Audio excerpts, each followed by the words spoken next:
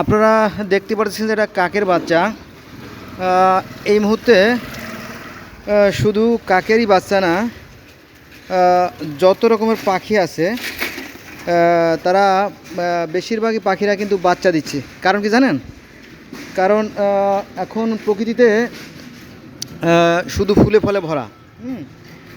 পাখিরা বাচ্চা দিচ্ছে, তারপরে মাছেরাও বাচ্চা দেবে বা দিচ্ছে, অথবা গাছেও বাচ্চা দিচ্ছে। কেমন মজা, তাই না? মানে মাছেও বাচ্চা দিচ্ছে, গাছেও বাচ্চা দিচ্ছে, আবার পাখিরাও বাচ্চা দিচ্ছে। কারণ কি জানেন? কারণ হচ্ছে, আমি কারণ বলবো, চলো শুরু করি।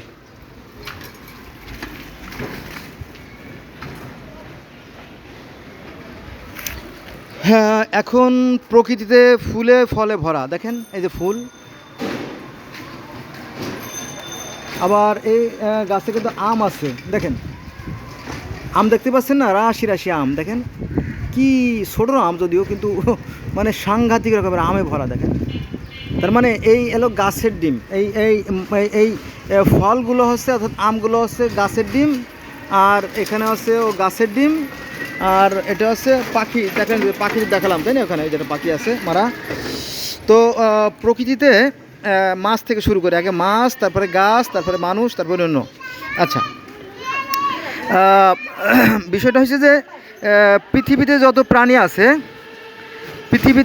প্রাণী আছে, তার 6 ভাগের 5 ভাগই পানিতে। এই জন্য পানির কথাটা আগে বলতে হবে।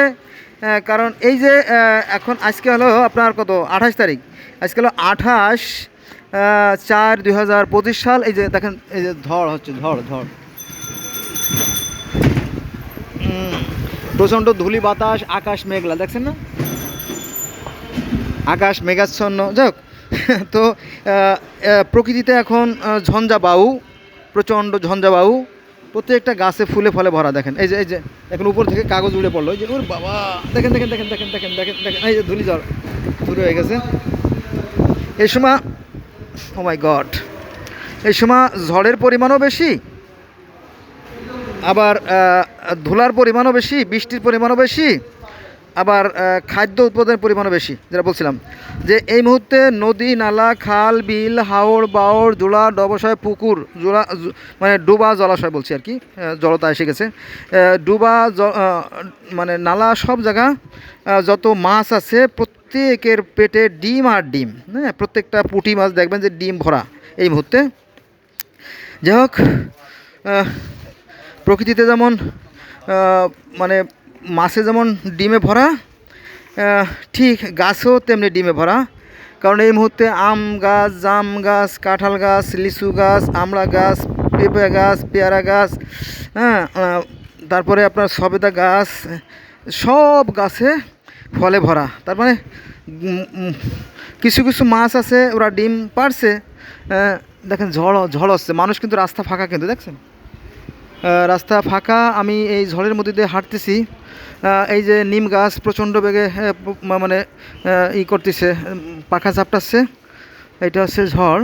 যাক, তো নদী, নালা, খাল, বিলে যেমন মাছে ভরা, এবং মাছে পেটে ডিম নিয়ে তারা অপেক্ষা করতেছে। একটু বৃষ্টি নামলেই তারা ডিম ছেড়ে দেবে। আর এই মুহূর্তে এই যে ঝঞ্ঝা বায়ু বইতেছে, এই সময় আমাদের এখানকার যে বাতাসের ঘনত্ব বেড়ে যায়, ফলে ঝড় বৃষ্টি হয়। এখানে বৃষ্টির পরিমাণ বেশি, কারণ প্রত্যেকটা গাছে হচ্ছে ফুলে ফলে ভরা। এদের জন্য, গাছের জন্য প্রচুর খাদ্যের দরকার, এজন্য বৃষ্টিরও দরকার। আবার সালোক সংশ্লেষণ প্রক্রিয়া, অর্থাৎ খাদ্য উৎপাদন প্রক্রিয়ার জন্য গাছের আবার প্রচণ্ড তাপেরও দরকার। অর্থাৎ তাপ ছাড়া গাছ খাদ্য উৎপাদন করতে পারে না। এখন তাপও বেশি, মানে এই মুহূর্তে প্রকৃতিতে তাপও বেশি, তারপরে বাতাসও বেশি, বৃষ্টিও বেশি, আবার গাছে গাছে ফুল ফলও বেশি, মাছের পেটেও ডিম বেশি। আবার যখন আপনার শীতল বাতাস প্রবাহিত হবে, আপনার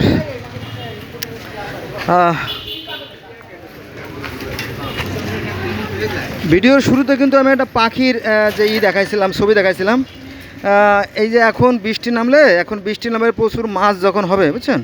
তো এই মাছগুলো আবার কার্তিক অঘ্রাণ মাসে ধরা পড়বে, পানি যখন শুকিয়ে যাবে। এই সময় পাখিরা এসে বাসা বাঁধে এবং বাসা বাঁধার পরে আপনার হয় ওই ওরা ডিম পাড়ে এবং বাচ্চা ফুটায়। যার দেখলেন ভিডিও শুরুতে দেখলেন যে আপনার কাকে বাচ্চা দিচ্ছে, বকে বাচ্চা দিবে, হ্যাঁ, অন্যান্য কোয়েলে বাচ্চা দেবে, অন্যান্য দোয়েলে বাচ্চা দিবে, এবার ডাহুক, কোড়া, বুলবুলি যত রকম পাখি আছে তারাও কিন্তু এই মুহূর্তেই বাচ্চা দেবে। তার মানে কি প্রকৃতির সর্বত্র একই নিয়ম। মানে কি বলবো, মানে যত পানি আছে পানিতেও মানে প্রাণের স্পন্দন শুরু হবে, গাছে গাছেও তো ফুলে ফলে ভরা, তারপরে অন্য পাখিরাও ডিম দেবে, বাচ্চা দেবে। আবার এই যে যখন বৃষ্টি নামবে, শীতল বৃষ্টি নামার পরে দেখবেন মানুষ ঘরে বাইরে যাইতে পারবে না, ঘরের বাইরে, তখন আবার মানুষের মধ্যেও আপনার এক ধরনের মিলনের যে স্পৃহা সেটা বেড়ে যাবে, তখন আবার মানুষের প্রজন্ম বেড়ে যাবে আর কি, এরকম একটা ব্যাপার স্যাপার আছে আর কি। তার মানে প্রকৃতিতে একটা মানে প্রাণের যে একটা স্পন্দন, প্রাণের যে একটা খেলা সেটা শুরু হয়ে যাবে আর কি। তার মানে সর্বত্রই একই নিয়ম। তবে সৃষ্টিকর্তার যেই এই এত বড় যে কর্মযজ্ঞ, এটা আমরা ক্ষুদ্র জ্ঞানে বুঝতে পারি না। কারণ সৃষ্টিকর্তা আছে অসীম, অসীম মানে কি তিনি সে সীমাহীন, আর আমরা হচ্ছে সসীম বা ক্ষুদ্র। তাই ক্ষুদ্র জ্ঞান দ্বারা তাকে আমরা উপলব্ধি করতে পারি না। তবে যারা জ্ঞানী, যারা বিচক্ষণ, যারা বিবেকবান, যারা চিন্তাশীল, তারা এই সৃষ্টিকর্তার উপস্থিতি এবং তার হাতের ছোঁয়াগুলো বোঝা যায়, কারণ তিনি তার অদৃশ্য হাত দ্বারা এইগুলো নিয়ন্ত্রণ করেন। এটা বড় জটিল বিষয়, এটা নিয়ে এই মুহূর্তে আলোচনা করা যাবে না। এটা একটা মানে মারুফতি লাইনের, আধ্যাত্মিক লাইনের বিষয়। যেমন আধ্যাত্মিক লাইনে এই কথা বলি, নইলে আবার আপনারা পাবেনই বা কোথায়। যেমন নবী মুহাম্মদ সাল্লাল্লাহু আলাইহি ওয়াসাল্লাম কিন্তু একজন আধ্যাত্মিক সাধক ছিলেন। হ্যাঁ, দেখেন যে নবী মুহাম্মদ সাল্লাল্লাহু আলাইহি ওয়াসাল্লাম কিন্তু একজন আধ্যাত্মিক সাধক ছিলেন, কারণ তিনি যে 15 বছর ধরে হীরা গুহায় ধ্যান করছেন, হীরা গুহায়, তারপরে সৃষ্টিকর্তার সান্নিধ্য পাইছেন।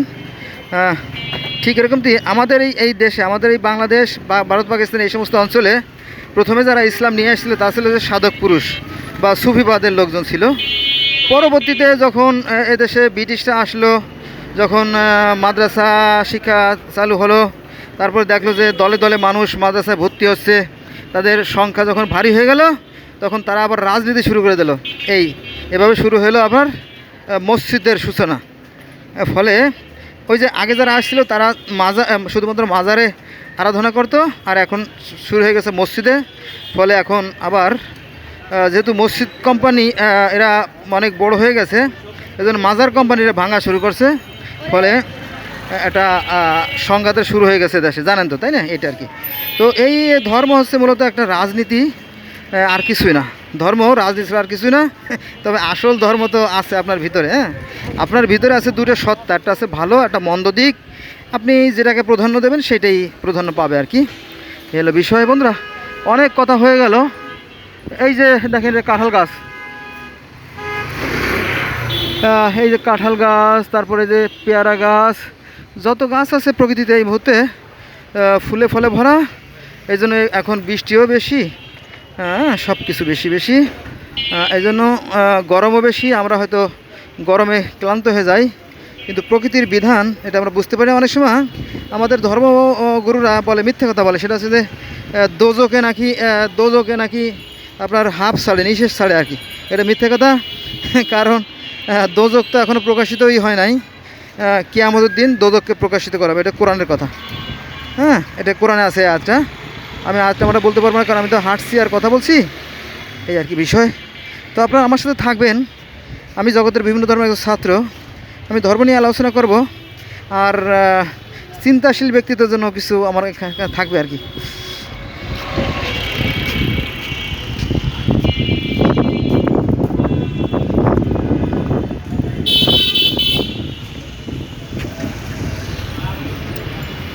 এইটা কি গাছ আমি বলতে পারবো না।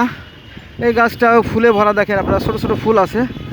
তারপরে এটা আম গাছ, আম তো ঝুলতেছে দেখতে পাচ্ছি, তাই না? এই যে আম গাছ বলেন আর নিম গাছ বলেন। হ্যাঁ, আর এই যে কদম ফুল, ওই যে কদম গাছ, ওই যে কদম গাছ দেখা যাচ্ছে। তো ওই কদম গাছে এখনই ফুল আসবে, কয়েকদিন পরে আষাঢ় মাস শুরু হলে আষাঢ় মাসে কদম ফুল ফোটে, জানেন তো, এই আর কি। হ্যাঁ, তো আমরা সবাই যে পৃথিবীতে আমরা যে 800 কোটি মানুষ আছি, আমাদের মূলত একজনই সৃষ্টিকর্তা। তাই আসুন আমরা ভেদাভেদ ভুলে আমাদের জীবনকে সার্থক করি, উপভোগ করি।